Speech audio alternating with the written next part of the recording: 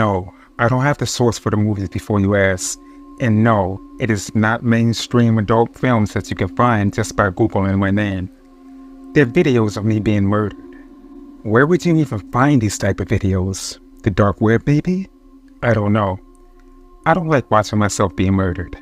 What I can tell you is that I've started over 50 movies, and according to the guy who distributes them, I'm the most watched and most sought after snuff star in history, if that's even a thing. I know, you're probably wondering, how would one be able to even get into that business? Well, the answer is short, and it's by accident. You don't just wake up one day and decide you wanted to be murdered. In my case, I was answering an ad. They were looking for an amateur adult actress.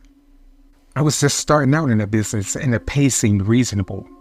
When I arrived at the location, which was a house in an upmarket location, it didn't raise any red flags. It all seemed legit until I asked to be paid up front, and the response was, "Let's see how you die first."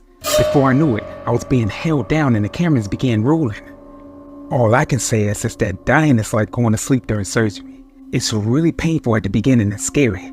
But when your heart starts slowing down, you get a rush of euphoria and everything goes silent before the lights go out. I couldn't tell if there was an afterlife. I didn't stay dead long enough to find out. It's like going to sleep without dreaming. There's a nanosecond of darkness before you wake up again. I mean, you would think that a guy whose business is death wouldn't be easily scared, right? But when I suddenly woke up as they were loading me into a shallow grave in the woods, he screamed like a little girl. You would swear it was just him that was brutally murdered with the way he reacted. But once the initial shock wore off, he looked me dead in the eye, no pun intended, and said, "I am gonna make you a star." I can't really go into detail on how I get snuffed out, but I can say that the money is great. More than I can ever make doing mainstream adult films. The problem isn't the fact that my employer is a death dealer of women. Actually, no women have been murdered apart from me, of course, since I started. The problem is the reaction. I'm starting to get more as my popularity grows. The surprising thing is, the people who notice me are the most ordinary people you can imagine. Not monsters that hide away in the shadows fantasizing about murdering women. I mean, like school teachers, doctors, even young teenagers. The biggest shock for me was when I was sitting in a cafe and I was approached by a young dad who was with his 2 young daughters. He sat there staring at me while his daughters sat eating chocolate muffins. I knew exactly why he was looking at me, even if he didn't. As I was finishing up my latte, I looked up to see him standing right next to me with a strange grin on his face. "I'm really sorry to bother you, but do I know you from somewhere?" he asked. I was in my comfort clothes. A baggy t-shirt with a pair of sweatpants and a tattoo of a pentagram on my arm was on show. He began studying me, trying to figure out where he knew me, and when I was just about to speak, he noticed the tattoo on my arm. It was almost like a light switched in his brain, and he suddenly realized where he knew me from. His face turned deathly pale, and he began to stutter a bit before he hurried himself and his daughters out of the cafe. I was really never worried about being noticed before, because the men that watched me expected me to be dead. I also never gave a second thought about my tattoo being the thing that would give me away. I mean, how many girls out there have the same tattoo? When I first got it done, I was told that it was a very popular choice. That all changed when I got a phone call from my mother. My poor mother had no clue about the type of business I was in.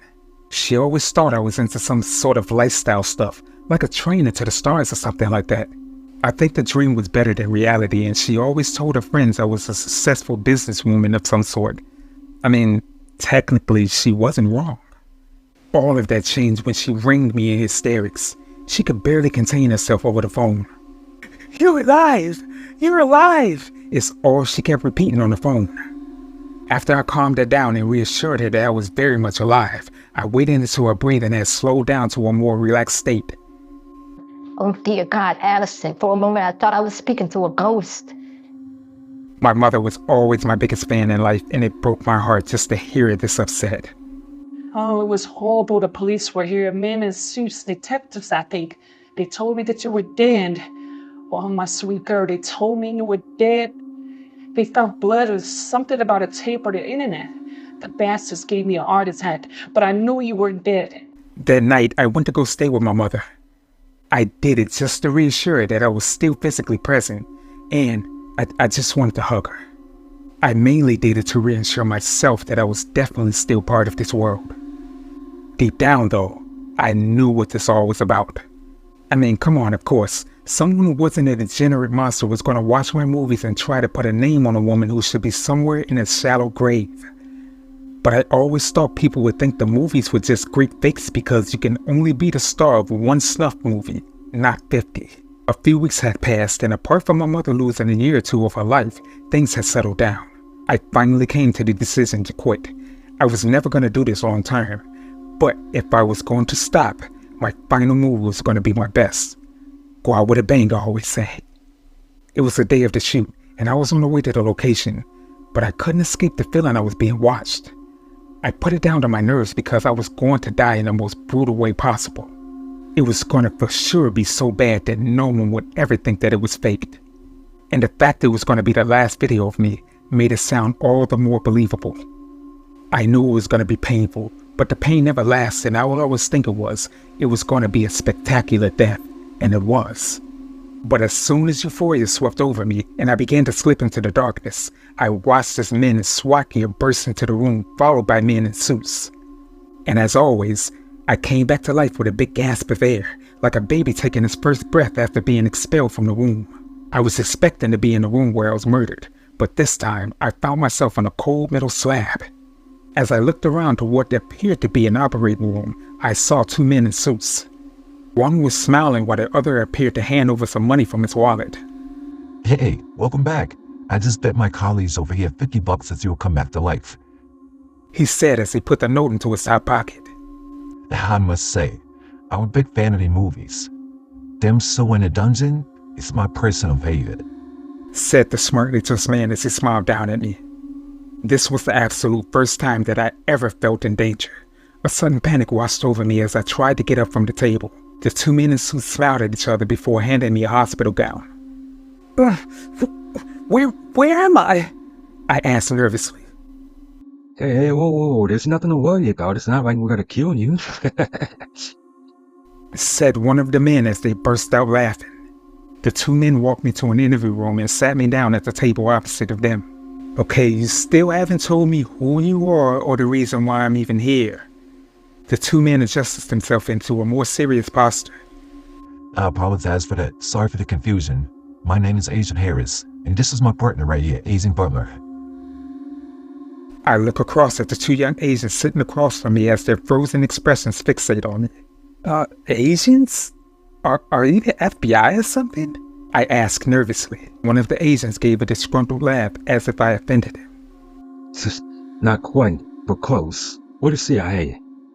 Oh, well, what do you want with me? I didn't know dying was illegal.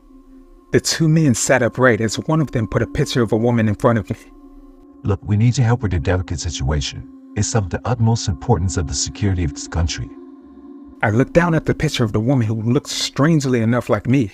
Apart from her expensive-looking attire and different colored hair, we had the same facial features, and we also looked to be the same height. The woman in the picture is the wife of the Russian Minister for Defense, Sergei Shoigu, said the Asian with a sound of urgency in his voice. So what does this have to do with me? I asked. Well, she has a lot of secrets that could be very important to us. The problem is her husband isn't a nice man. Fortunately to us, he treats her like a dog, so she wants a way out of the marriage, but being the man he is not gonna let her go so easily. I still don't get what this has to do with me. The two Asians look at each other before fixating their stares at me again. Sergei is a very powerful man. If we even got her out of the country, we couldn't guarantee her safety. The only way we can pull this off if you would fake the death, but it has to look convincing. And that's when you come in. It suddenly began to make sense. I remember a guy friend of mine who was big into conspiracy theories and would always talk about how the moon landings were faked in the studio. So let me get this straight. Maybe I'm assuming, I don't know. But I would be correct if I'm thinking you want me to make another movie, given my special talent, right? The two Asians look at each other again, but this time with a smile. Hey, she got you now pretty quick. I'm beginning to like her already.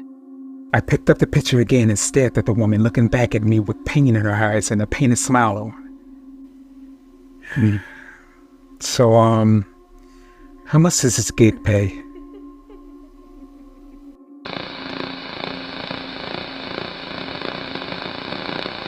Good evening, everyone. This is Yuri K, and this is the end of the video. Please leave a comment and let us know your opinions on the matter. If you happen to like this content, please check out our other videos. Make sure you like and share amongst your friends and family to help our community grow. You happen to be new to this channel? Please make sure you subscribe. It's free and you can always change it in the future. You have some terrifying story suggestions? If so, make sure that you send it to my email, fearofthedarkstories@gmail.com, and I'll feature it in a future segment. But you guys stay safe out there, and remember to always be afraid of the dark.